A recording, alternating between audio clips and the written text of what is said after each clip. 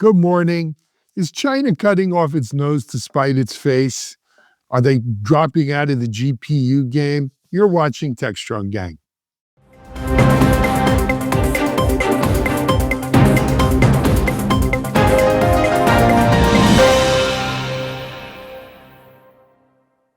Hey, good morning, everyone. It's Alan Schimmel for Techstrong and Techstrong Gang. Thanks for joining us on this lovely Wednesday, right in the middle of the week. We've got some great stuff to cover for you and some great people to cover it with. Let me go over it. Let me introduce you to our gang for today. First of all, he's back out on his perch overlooking Silicon Valley. He's the czar there after a short stint in Las Vegas for reInvent, where we got to see him in person. I felt blessed to be around royalty. Our own John Swartz. Hey, John, how are you? Hi, Alan. It was great to see you in Las Vegas. You, Mike, Mitch, the gang, the assorted individuals, Daniel Newman. It was great. But it's better to be back here. Yeah, well, from where you sit, you can see for miles and miles and miles, as the Who once said. A little hazy today. I really can't see that. It's a little hazy. But I'll do my best. And then we've got two people joining us from the great state of Texas. First of all, he is an analyst with Futurum Group and one of the co-founders of Visible Impact, our own Guy Gurrier. Hey, Guy, welcome. How are you? Very good. It's good to be back. Well, actually, I didn't go. You went somewhere. It's Yes, good to but see you you did back. something maybe even more important. You did your civic duty by reporting in for jury duty. And for those of you out there who try to skip it or get around it, it's one of the few things as a citizen that it's called on us to do in this country. And Guy, thanks for doing your duty. We salute you. Well, thank you. But it's good to have you back. And I'm glad you didn't get on a long trial that was going to have you out for weeks or months.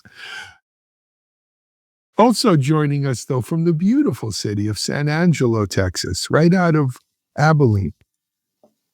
It's our editor for Techstrong AI and Digital CXO and so much more, Amanda Razzani. One of these days we'll get it right, Amanda, but I always try. Amanda Razzani. Amanda, good to see you. Yes, happy to be here. Thank you.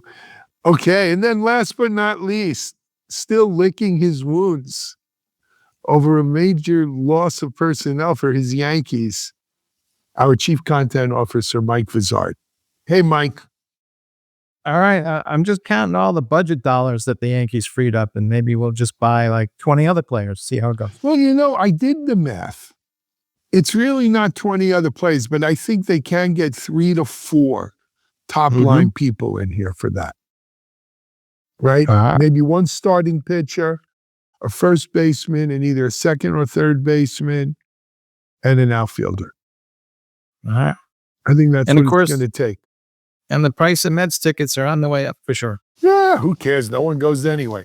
And we also need a bullpen. We need to do some bullpen additions there. Not necessarily, if this guy Weaver's going to be his closer, great, but we need some setup men for him. All right. In other words, we just need a team and we're good to go. All right. Well, we got all off season. I'm confident. Anyway, enough baseball. Let's turn to the matter at hand. Trade wars make for strange bedfellows. And in the latest salvo in the American Sino trade wars, you like the way I use that word, Sino, instead of China? I thought that was very sophisticated on my part. China is opening up, and you don't hear this from them that often, a formal antitrust probe of NVIDIA. So they're not banning NVIDIA right now, but they, firing a broadside salvo that they're looking into potential antitrust probes of NVIDIA. What does this mean? What's the real deal behind it? I think we've got to go to the eye in Silicon Valley here and find out. John, this is one of your stories, isn't it? Yeah. It's hard to keep track. There's a lot of moving parts in the U.S. Sino relationship. So China's issued this very bizarre press release. It was sparsely worded. It was very vague. It's the State Administration for Market Regulation, which I'd never heard of before. It said it is going to focus on NVIDIA for allegedly violating China's anti-monopoly laws. They're looking into the nearly $7 billion acquisition of Mellanox Technologies, as a network and data transmission company. It's interesting. It's kind of almost a tit-for-tat timeline if you look at it. I think last week the U.S. imposed its third crackdown in 3 years on China's semiconductor industry. So they're expanding, curbing the exports to 140 companies that include chip makers. So China in turn has taken this action. This is significant, especially for NVIDIA, because it literally dominates the AI chip market with more than 90% market share. And it's going to have an impact. And this is going to be something that other companies in this region are going to be looking at, especially because, in a sense, NVIDIA is kind of caught in the middle between these two countries. And in effect, it's actually had an impact on the business. I believe 17% of NVIDIA's revenue through the last 12 months expected through January is down to 17% in China. It was 26% 2 years ago. So again, there are other things in motion that are happening between the U.S. and China. We have the upcoming tariffs from the Trump administration. We have this whole spying, stealing data from major telecoms. We've got the TikTok ban, which is headed towards the January 19th showdown. It's just a lot to chew and mull over. And it's created a lot of tension, especially for the companies out here, and how the U.S. and China saber rattle one another.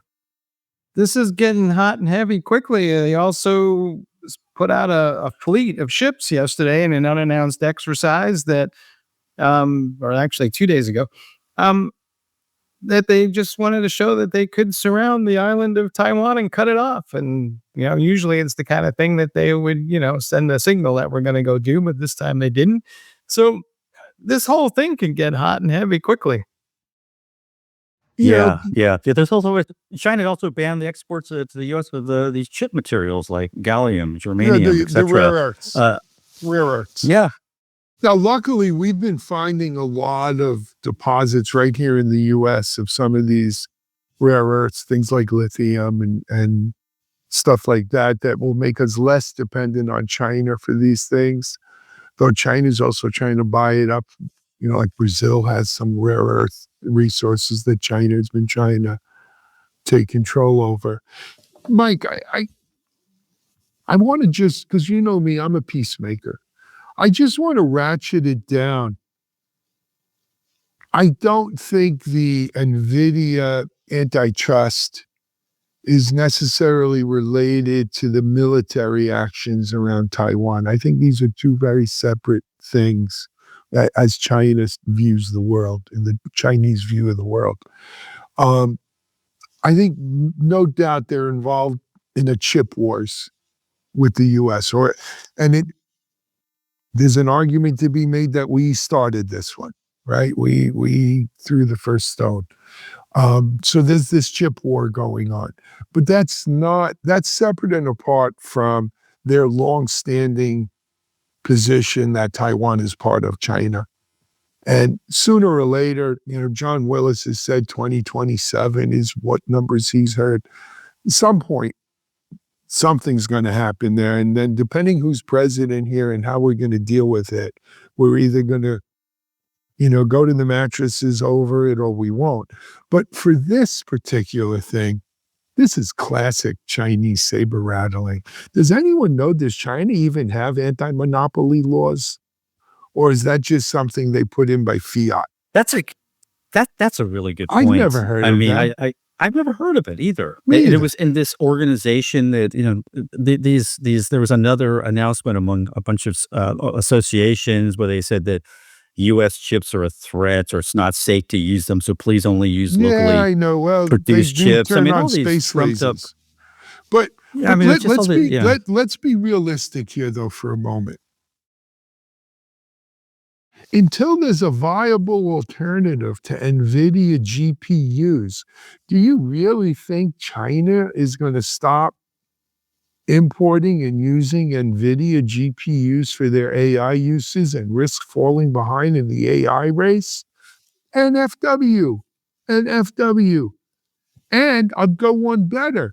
I guarantee you there are people rubbing their hands in glee in Singapore and Korea and all of the the tigers of East Asia who trade with China, because they're going to be buying up as much NVIDIA product as they can, because damn well China's not going to stop using NVIDIA. They may, for public purposes, slap them as a monopolist and say, we're not going to import them directly. And the gray market will blow up with NVIDIA imports into China from places like Singapore and Malaysia and Indonesia and, the Philippines is not so friendly because of China's military posture in the South China Sea. But, they're not going to stop using NVIDIA chips. They're not, and they'll pay for them. They may pay more. I don't know, Alan. I appreciate ratcheting down the temperature for sure. But first of all, China does have extensive antitrust and anti-monopoly laws. I think what can confuse us is that they don't really apply to state-owned enterprises, and there's a lot of state ownership, majority ownership, or at least minority ownership and state interest in a lot of the private companies in China. But I think that, to my mind, this is a replay of the oil wars and battles of the late 19th century, for example, or early 20th century.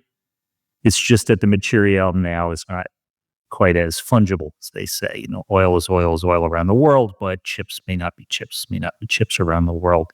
I do think that China's plan is to manufacture everything itself. They have the talent, the knowledge, the intelligence, the educational system, and the materials to do that. And they have the long view as well. And they showed this with aircraft, for example. They've shown this with the space industry. They've shown this with military.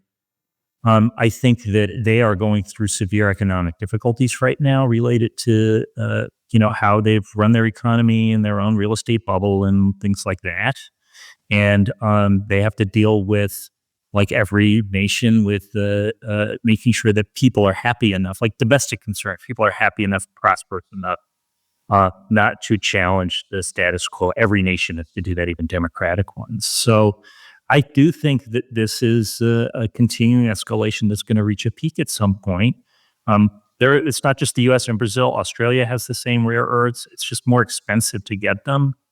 And, at some point that cost hits consumer pockets in the Western countries. It can, cause inflation or inflationary issues, like all the same classic stuff going back centuries. China wasn't really in the oil wars, though, back then. A couple of things it was here. The opium wars.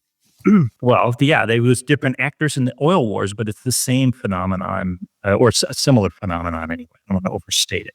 I think there's a couple other factors at play here. One is we're finding those metals not just in Brazil, but in Wyoming, and Japan just found a huge U.S. has some, thing. So I think that will become less of an issue. I also think we're going to be less dependent upon GPUs to train AI models as the next generation of AI processors come around, and where they're going to be made will be the issue. And then we're seeing TMSC, I think that's what their TSMC, is going by, but they're saying they're now licensing their manufacturing technology so we can make those GPUs someplace else. Because the one issue we have is that all that stuff leads back to to Taiwan currently. But let's be clear. There's no way in God's green earth that the United States is going to put boots on the ground to protect Taiwan. And the Chinese know this. And we have signaled this left, right, and center around the world. And you bet that they're going to push hard in the next couple of years, because they're going to be like, you know what, guys? You may think that the island of Taiwan and GPUs are not connected, but in their mind, they're very connected. I'm not so sure that we don't. Sorry. The moving of manufacturing onshore, like TSMC, onshore, meaning onshore U.S. I think Arizona. I think it's going to be in the Mexico. U.S. Yeah. Yeah. The CHIPS Act in general, it's interesting how the pandemic showed us how dependent we are on choke points in world supply, including chips. And so I agree with you, Mike. I think that the U.S. is or at least, under the latest administration, is doing everything it can to loosen its strategic dependency on choke points everywhere, including Taiwan, such that if and when the day comes that China absorbs peacefully or otherwise, potentially Taiwan, just like it did Hong Kong, that it has as little impact on Western economies as possible at that point. Guys, I think you're operating on old information. Let me bring you up to date. First of all, the chips factory in Arizona by Taiwan Manufacturing has not progressed very much at all, and it's kind of wallowing. It's not even close to being ready. But Alan, there was a report. I think there was a report. I'm not sure how valid it is that NVIDIA and TSMC might try to Might. There renew was a that. report they might. They called that a rumor, right? There's also a rumor that the Trump administration will do away with the CHIPS Act. And then where are you? Nowhere. There's also a story, not a rumor, that TSMC has said they are not going to export or license their latest 2-nanometer technology anywhere outside of Taiwan. And I'll tell you why they're doing it, because they're not stupid people. In order to get the U.S. and the West to protect them against China, the U.S. isn't going to do it out of the kindness of their heart. They're going to do it because there's some strategic asset there. And if that strategic asset is the technology and know-how for the latest generation of chips, GPU or otherwise, that makes Taiwan strategic. And if or it just makes it really important to get that technology out of harm's way. If you're TPMC, which is Taiwan, don't you think they realize that if they keep that there, it's like it's an insurance policy? Or we may just say, you know what, we're going to move off GPUs and say we won't be dependent upon that, and we'll use other processors. So there's other ways to go. We've seen AWS is out touting its processors that have nothing to do with GPUs for training AI models. I don't know if they work better or worse than GPUs, but there's a lot of folks who are saying, you know what, GPUs are expensive and hard to come by in the first place, so maybe we don't need them. What are some of the most viable companies that could step up? I mean, it seems NVIDIA really has the market, but what are some of the other most viable? Well, a lot of people are designing their own GPUs, including Amazon is betting both sides of this thing. They're going to bet on their own GPUs and this Titanium thing as an alternative. Google and Microsoft have similar playbooks. So, all those cloud service people went out and said, we're not going to be dependent upon external suppliers because of this very issue. So I think, the problem is, though, and frankly, it's the same problem China faces in making their own domestic market for these things. There's going to be a window where you don't have it. And in something that is deemed as strategically vital as AI progress, who could afford to go through that desert before you reach the oasis, right? Who can afford to make it through that window? And that's the issue. That's the issue. I think we're inadvertently combining a design, process, and fab, though. TSMC is the world leader in process and fab. And they certainly cooperate and work with NVIDIA. They work with AMD. I'm pretty sure they work with Amazon on design. But the design is portable around the world. Process is actually not just Taiwan, but I think the Netherlands, if I remember right, is the world's leading manufacturer of fab equipment.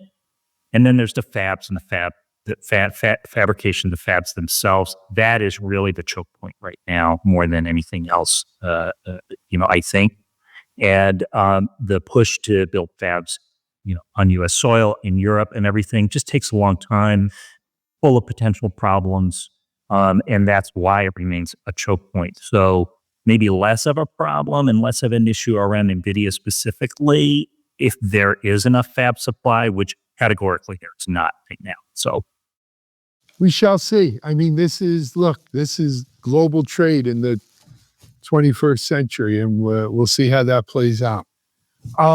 Let's take a break here on Techstrong Gang. Let's come back, something more domestically focused, looking at AI in healthcare. You're watching Techstrong Gang. Modernize your business to fuel innovation and elevate customer experiences. With the Builder Community Hub, AWS and its partner network provide essential tools for transforming applications and infrastructure to fully leverage the cloud. Discover free trials, in-depth demos, and essential resources to empower DevOps engineers and developers to deliver value faster and more reliably. Visit the Builder Community Hub to learn more. All right, folks, we're back. And I guess, if you've been under a rock, you may not be aware, but there have been some tragic events in New York City involving the CEO of UnitedHealthcare. And none of that is excusable, but it has led to this conversation about what is the proper usage of AI in healthcare and in claims, because there are folks who are concerned that issues are being not properly investigated because the AI is essentially just denying everything. And this is creating a lot of angst in the world. Social media is full of this stuff, and people are starting to complain about healthcare vociferously. Everybody's been complaining about it for a while. But John, I know you looked into this and wrote a story about what's going on with healthcare. So what's your assessment of their usage of it? Because, one thing that comes to mind is lack of visibility. Right. So, the only thing we really knew about UnitedHealthcare and AI was there was a lawsuit that was filed about a year ago, November 2023, that pointed out, it was a class action suit out of Minnesota. A couple of customers, patients, families found that there was a system in place that the murdered CEO had approved of that automatically denied claims basically from sick elderly customers. And in a sense, I started calling around the healthcare professionals, the folks I could find, and they were telling me that what UHC did was not unique. It's actually quite common, the use of AI to escalate denied claims. And it's kind of sparked this debate on the ethical use of AI. And one of the things that someone told me that was really interesting was that there's a phrase or a syndrome that they're talking about in the healthcare industry about the use of AI called the slow motion Hal effect. Now, I know you all probably are familiar and know extremely well the movie 2001: A Space Odyssey. There's a scene in the movie where Hal, the evil computer, methodically turns off the life support systems of the hibernating astronauts, in which they are killed. This is what people at hospitals and doctors are saying about the insurers.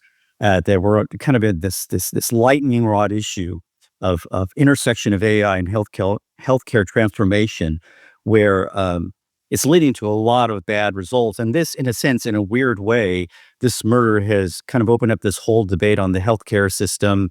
And even if you want to go deeper into class warfare, but I found it very interesting. And when I talked to the healthcare professionals, they said everyone's doing this now. They're using they're using AI in a sense to deepen their profits and nullify or discourage claims. So I just found this whole thing really fascinating, and it opens up a whole can of worms about not just our healthcare system and how it compares to the rest of the world, but also with struggles in class warfare.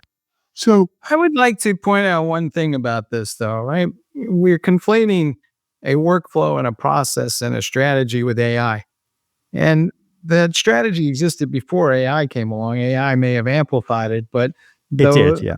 the process didn't existed before AI came along. So, we're kind of like pointing a finger at AI, but I'm kind of it is looking at making all that this. AI the bad No, but I'm guy. not saying that. I mean, it was a flawed system to begin with. It's been a source of frustration. AI, in a sense, is just kind of turbocharged the percentage of denial of claims. I think with UHC, it's cited in somewhere in the lawsuit, it went from like 11% to 22% in certain instances. And if so very few people fight back and appeal the claims, they'll pay out of pocket or just give up altogether on care. Sorry, Amanda. So I got a few things here, John, with what you said. I've got some issues.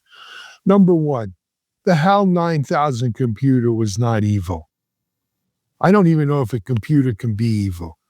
But as we saw in 2010, this follow-up film, There was some Oh, that was problems a with some terrible movie. circuits and programming, but it wasn't evil, right? HAL 9000 was a great computer. Dr. Chandra kind of restored it, right? So, but it's a microcosm for this. Let's not blame the computer for the evil of men, right? This was a corporate policy right out of a John Grisham novel to deny cases, to deny claims. And until people fight back, and it goes to the whole for-profit health industry, health insurance industry, because they certainly don't give a crap about your health. They care about their profits. Now, that being said, I'll be honest with you, it made my stomach turn watching my Facebook.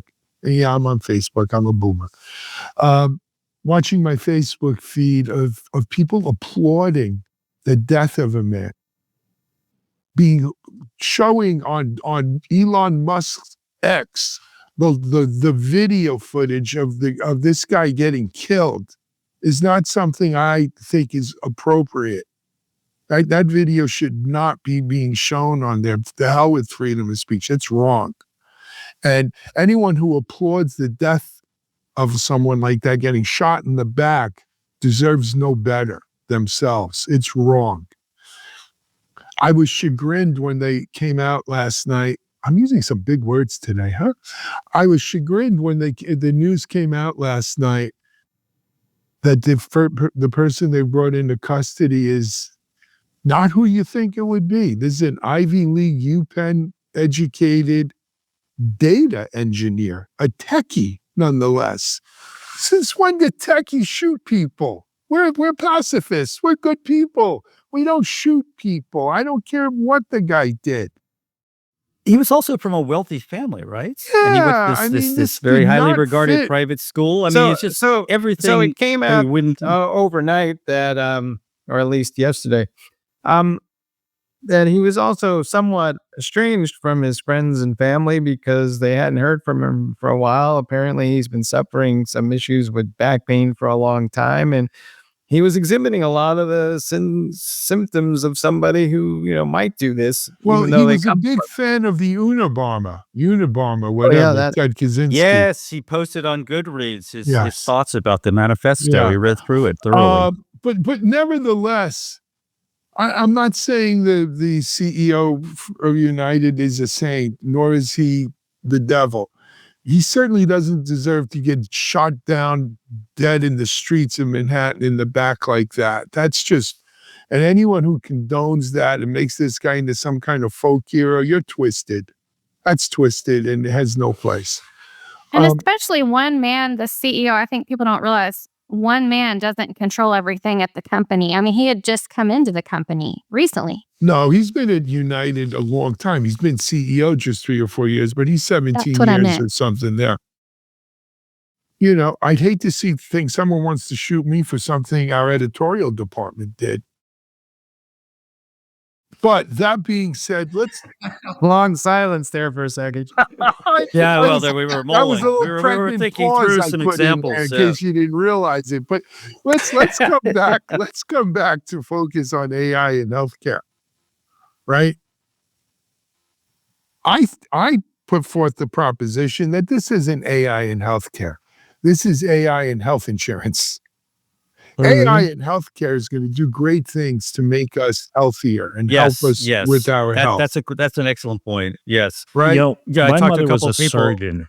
Yeah, my mother was a surgeon in New York City. She was trained as a trauma surgeon. She worked in emergency rooms, and as a women's health surgeon, and at a very prestigious hospital system in New York City. And right around the early 90s or something like that, she was called in by her new department chair, a surgeon, and for a meeting with his new controller, the finance person, who had her new compensation plan, which involved something like, here's 1/4 of your base salary, and here's how much money we expect you to bring into the hospital, and here's your share of that money to balance it out.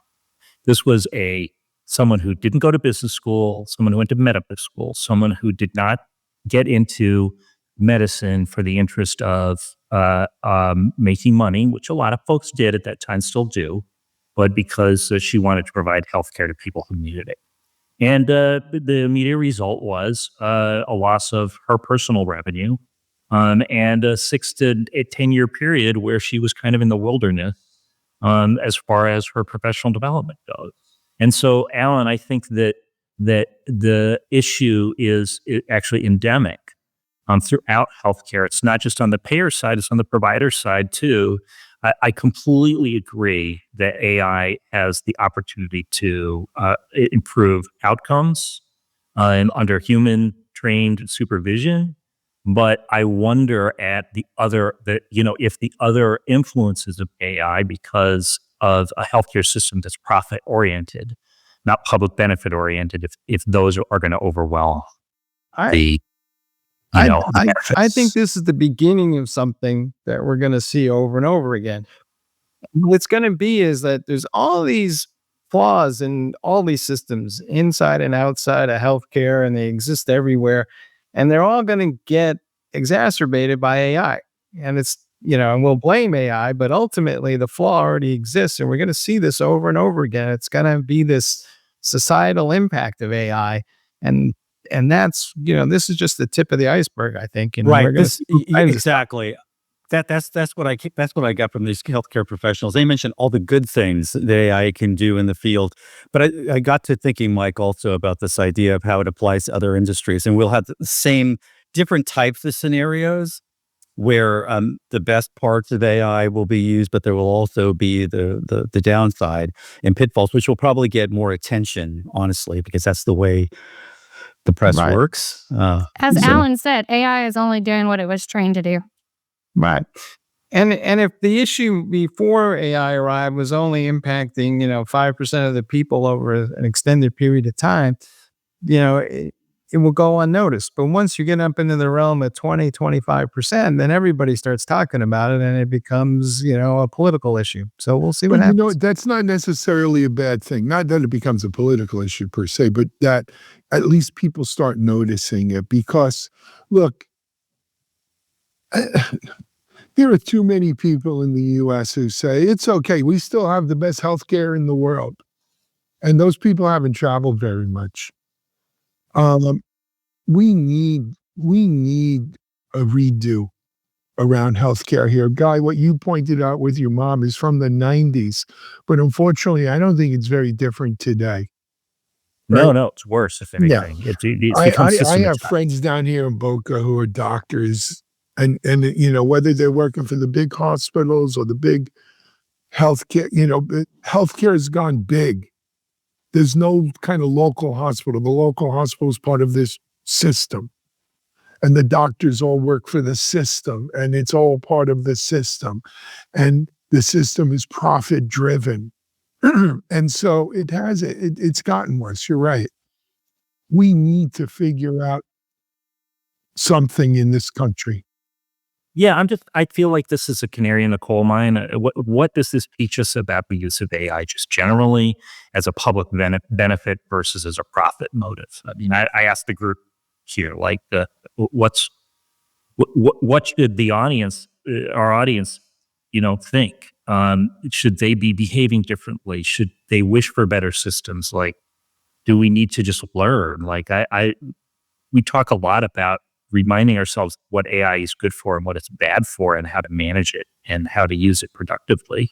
But is this a cultural question? I don't even know. I don't either. I mean, but wishing for better isn't we've got to work to make it better. And if that means lobbying, voting with your pocketbook and at the ballot and everything else, it's a bad, I mean,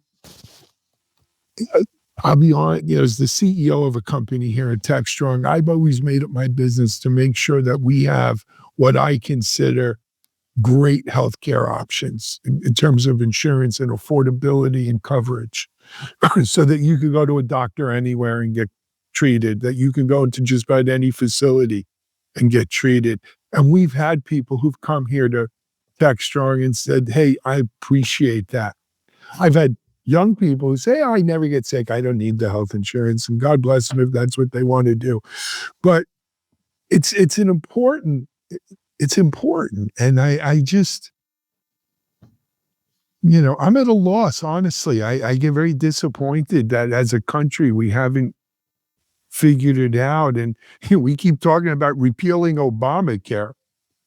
Like Obamacare was the be all and end all. It wasn't bad. It improved a bad system, but it didn't. I mean, there's so much that needs to be done in our healthcare system. This has been a debate that's been going on for 70, 80 years, back to the Truman administration. Yeah. So before that. So Alan, let me ask you this just for grins, right?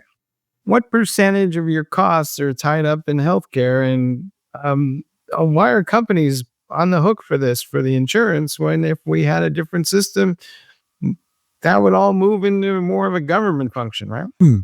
Oh, I want to answer the second question. Go ahead, Alan. First. No, you go the second first, question Guy. is Go really ahead. interesting. So the reason why private companies or not private, like the government is not involved directly in healthcare is because during World War II, there were controls put on during the war effort as to how much people could be paid in order to try and keep government costs down because of all the profiteering that's going on. And so companies started to offer non-monetary benefits instead of salary in order to attract workers, which were scarce. And one of those was healthcare. Yeah, and there you go. I mean, I will tell you, Mike, it depends on what people make, right? Because if people aren't highly compensated, the percentage of their salary that it costs us as a company to give them health insurance is higher than someone who makes more money. But if you take the average person here at Techstrong, and again, I think we pay a decent wage.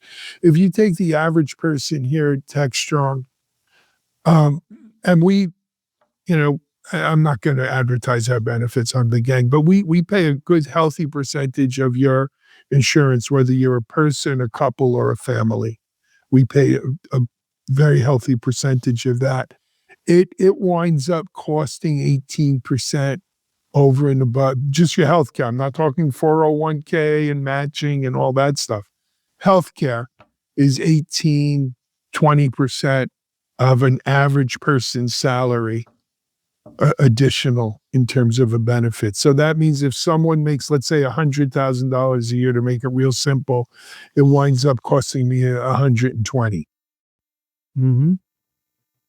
All of which could theoretically, if you add up all the employees, maybe we're not hiring additional folks because of the total cost of healthcare, right? Well, and you know what? I'm glad you brought it up, because as a CEO, that's something I wrestle with every day.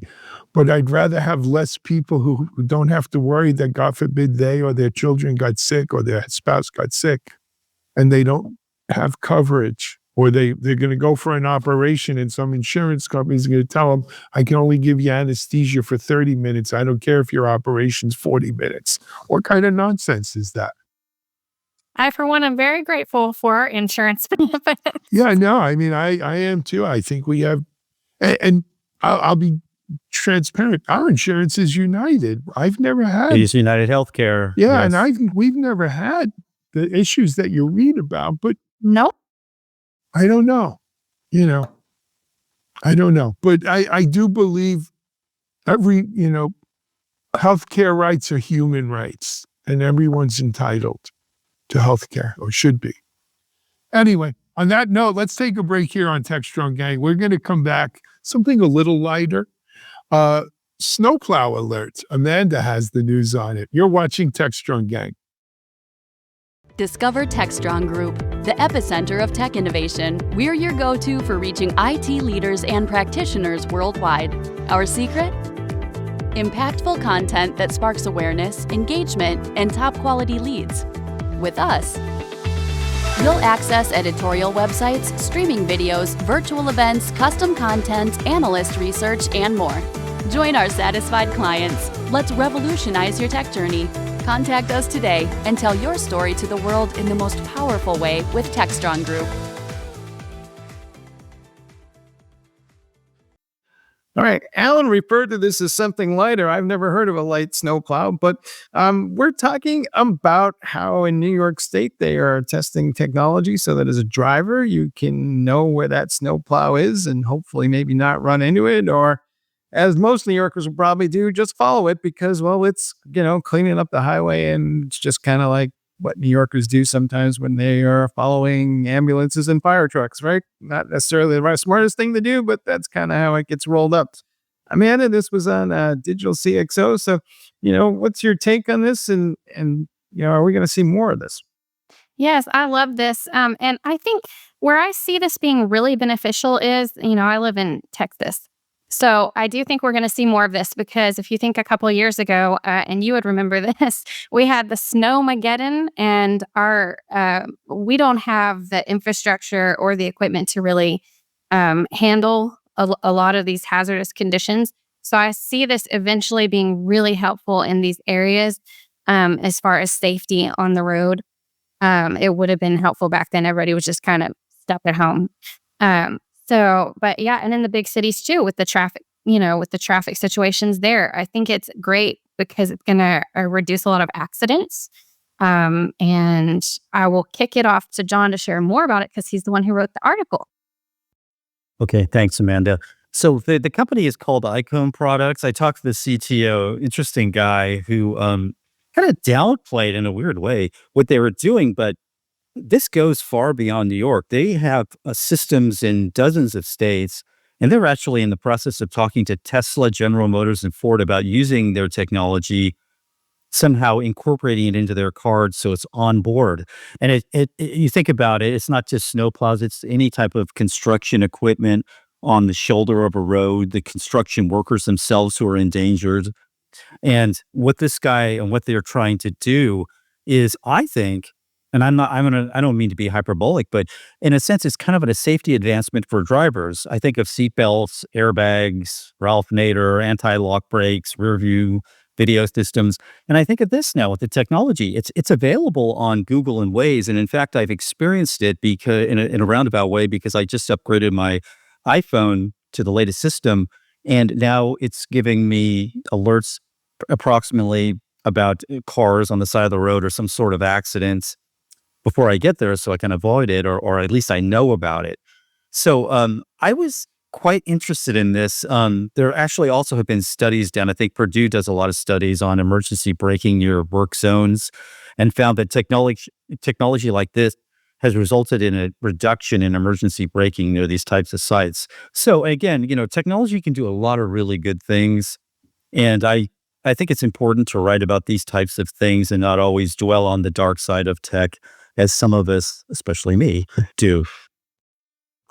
I thought Waze dark side of tech. I mean, ahead, Guy. shout out to Texas, the only state I've been in where people actually drive faster when there's ice on the road instead of slower. They don't know how to drive. Jesus. I think that as someone who very recently, like a good New Yorker in Texas, drove behind police car that were clearing the way for me.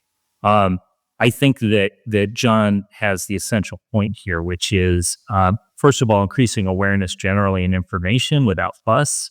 I'm a Google Maps user, but they've started to incorporate that kind of Google Waze information about what's going on the road. This is, one of the non-drug related leading sources of accidents is inattentive drivers who don't see things like blockages or weather conditions or what have you and get caught by surprise. And I learned a new term, Internet of Roadwork. Is it that this Spencer talks about? Yeah. The more information, the more data we get in, that's an opportunity for the app developers. It's an opportunity for the AI developers. And I'm not going to turn dark on this at all. These are opportunities. We just want to be cautious and smart about using them because ultimately this data, right, Amanda, this is going to be incorporated into, automated driving and other kinds of driver assist, whether on vehicle or in app, right? Yeah, I think it'll be so helpful, like I said, in reducing accidents and allowing people, especially in places like Texas that just aren't comfortable or familiar with driving in hazardous conditions, to feel safer. So, in California, we freak out when it drizzles, right? And so we also, the thing that I was thinking about more and more is with the Infrastructure Act, there was so much construction going on. We have portions of Highway 101, which is a major artery here, that are closed or divert traffic every weekend because they're still working on these projects, repaving the roads. And there's so much equipment out there. I really want to know before I get on the road what's there. So I'm not only delayed, but I also feel unsafe sometimes because there are quite a few lanes that are abruptly shut off. I will tell you what a lot of small towns do not appreciate about this Waze thing and all this other stuff. And I'll give 95 as an example. Every time there's a friggin' slowdown on 95, everybody stops hopping off and goes on Route 1 through all these small towns. And it's only about 10 minutes later before that entire small town comes to But some gridlock. people stop there and grab a bite to eat or gas up, and they make and I don't mean to make light of it. Let me tell you why. Because I'm not an unreasonable man. So the deal is Okay, this. First of all, I Carlio. think you got that too, Guy. This kind of functionality has been available in Waze for many years. I've used Waze for years and years, especially when there's hurricanes down here. Waze gives you the best way around and tells you what's bad and what's not. The issue is it can't be a do-gooder thing. There's got to be a profit motive. Otherwise, it's not going to make it, right? Waze, God bless, was a bunch of Israeli guys. Google paid $1 billion for technology that brought in $0 in revenue. And they've been trying to figure out how to do revenue ever since. Now they've got it where, McDonald's will show up on your Waze. Hey, where's the nearest McDonald's? Where's the nearest Kentucky Fried Chicken? Or KFC? Where's the nearest whatever? And so they're trying to put advertising on your Waze maps and your Google Maps to make it somewhat, revenue neutral, if not downright profitable. If you can't figure out a way to make this make money, the do-good aspect is only going to take you so far. And I think that is the problem with all of these. I mean, it's great technology. It's life-saving technology. But if it doesn't have a path to profitability as Alphabet gets squeezed. The CTO of Icon actually told me he was frustrated because dealing with the automakers because he said they were more preoccupied with the EVs and that's where their budget and most of their money went. Because show me the money. Right. So exactly to your point. And he said now they're beginning to see that if people pay a premium for cars in particular, they want everything imaginable that can make it a safe experience. But yes, he said that the profit motive wasn't there yet for them to put it on board. But I won't be able to go to McDonald's anymore because the AI is tracking the fact that I ate all that crappy food, and then I won't get coverage when I get that disease. So what's the point? There is that. It all comes back. Hey, it all comes back. Be careful what you wish for. Anyway, guys, we got to pull the plug on this edition of the gang. We've all got places to go. What a great bunch of conversations today. I hope you've all enjoyed it at home. Reminder, as always, we have a full day of Techstrong TV immediately following. So stay right here at your favorite Bet channel, Bet Time, and check out what else we've got. Guy, Amanda, Mike, and John, thank you very much for joining us here on The Gang today. This is Alan Schimmel. We're out.